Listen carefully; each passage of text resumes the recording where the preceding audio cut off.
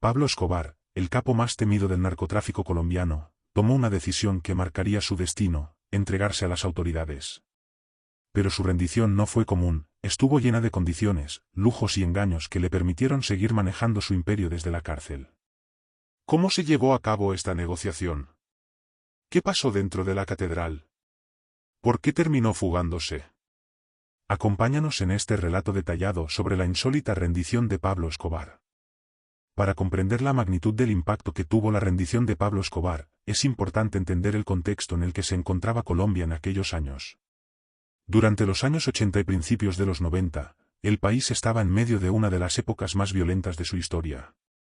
La guerra entre el Estado y los carteles de la droga, principalmente el de Medellín y el de Cali, había sumido al país en el caos. Los narcotraficantes no solo dominaban el comercio de la cocaína a nivel mundial, sino que también habían infiltrado diversas esferas del poder.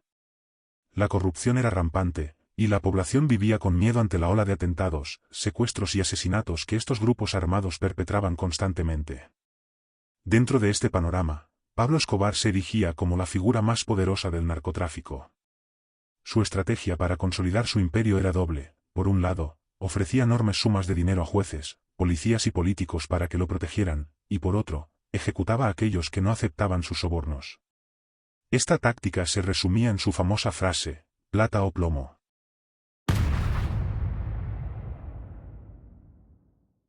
Ante el aumento de la violencia y la presión internacional, especialmente por parte de los Estados Unidos, el gobierno colombiano, bajo la presidencia de César Gaviria, tomó la decisión de implementar una estrategia de sometimiento para los narcotraficantes. El plan consistía en ofrecerles la posibilidad de entregarse a las autoridades a cambio de recibir penas reducidas y evitar la extradición a los Estados Unidos, una de las mayores preocupaciones de Escobar. Para garantizar esto, el gobierno diseñó una ley de justicia alternativa que permitía a los capos cumplir sus condenas en cárceles especiales dentro del territorio colombiano. Pablo Escobar vio en esta política una oportunidad. Sabía que el bloque de búsqueda, un grupo de élite de la policía colombiana entrenado por agencias estadounidenses, estaba cada vez más cerca de capturarlo. Además, temía que sus enemigos dentro del cartel de Cali aprovecharan la situación para eliminarlo. Así que, con astucia, decidió negociar su entrega bajo sus propios términos. El 19 de junio de 1991, en un evento cuidadosamente planeado, Pablo Escobar se entregó a las autoridades. No lo hizo en cualquier lugar ni de cualquier manera. Se entregó en un acto simbólico que mostraba que aún tenía el control total de la situación. Desde su escondite en Medellín, pactó cada detalle con el gobierno. A cambio de su entrega, exigió que no fuera enviado a una cárcel común. En su lugar, logró que se construyera un centro de reclusión exclusivo para él y sus hombres más cercanos. Así nació la Catedral, una prisión que más parecía un resort de lujo que un centro penitenciario. Ubicada en las montañas de Envigado, cerca de Medellín, la catedral fue diseñada bajo las especificaciones de Escobar.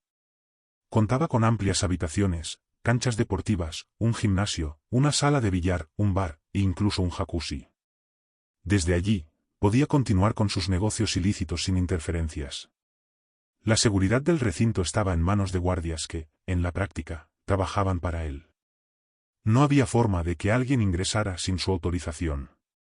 De hecho, los mismos funcionarios del gobierno tenían que pedir permiso para entrar. La catedral se convirtió en su reino privado. Contrario a lo que se esperaría de una prisión, Escobar vivía con todas las comodidades posibles. Organizó fiestas, recibía visitas sin restricciones, y hasta tenía acceso a teléfonos desde donde seguía manejando su red criminal.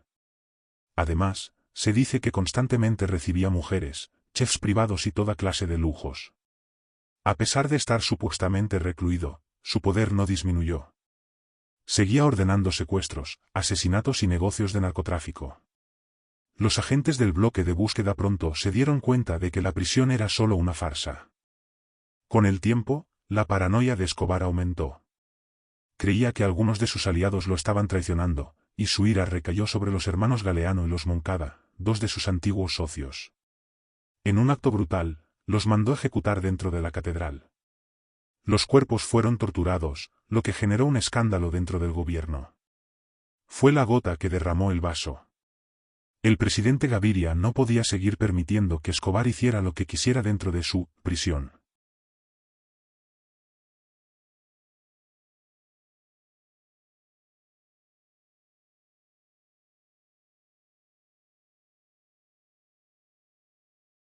Cuando el gobierno decidió trasladarlo a una cárcel de mayor seguridad, Escobar reaccionó con rapidez. En la noche del 21 de julio de 1992, con la ayuda de sus hombres, logró escapar de la catedral, burlando la vigilancia. Su fuga provocó la mayor cacería humana en la historia de Colombia. El bloque de búsqueda, apoyado por agencias internacionales, redobló esfuerzos para capturarlo. Además, el grupo Los Pepes, conformado por sus enemigos, comenzó a eliminar a sus aliados y debilitar su red. La fuga de Escobar desató una crisis política sin precedentes en Colombia. La presidencia de César Gaviria quedó en el ojo del huracán, con la oposición y la prensa exigiendo respuestas inmediatas.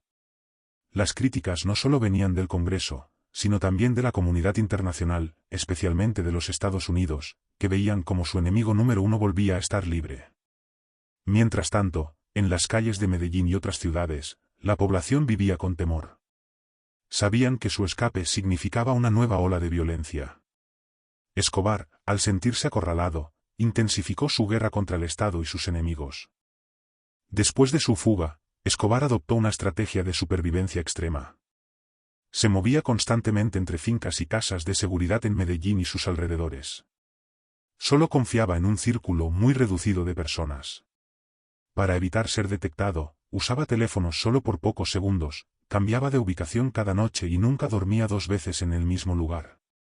A pesar de su cautela, cada vez le quedaban menos aliados. La guerra contra los Pepes, la presión del bloque de búsqueda y la traición de algunos de sus antiguos socios hicieron que su red de protección se fuera desmoronando poco a poco. Escobar pasó de ser el hombre más poderoso de Colombia a un fugitivo solitario, desesperado y paranoico. Y esta sería la antesala de su final. La historia de la catedral es un reflejo del poder que llegó a tener Pablo Escobar y de cómo intentó manipular al gobierno para seguir operando con impunidad. Sin embargo, su ambición desmedida y su violencia desenfrenada terminaron sellando su destino. Si te gustó este vídeo y quieres más contenido sobre los casos más impactantes de la historia criminal, no olvides suscribirte, darle like y activar la campana de notificaciones. Hasta la próxima.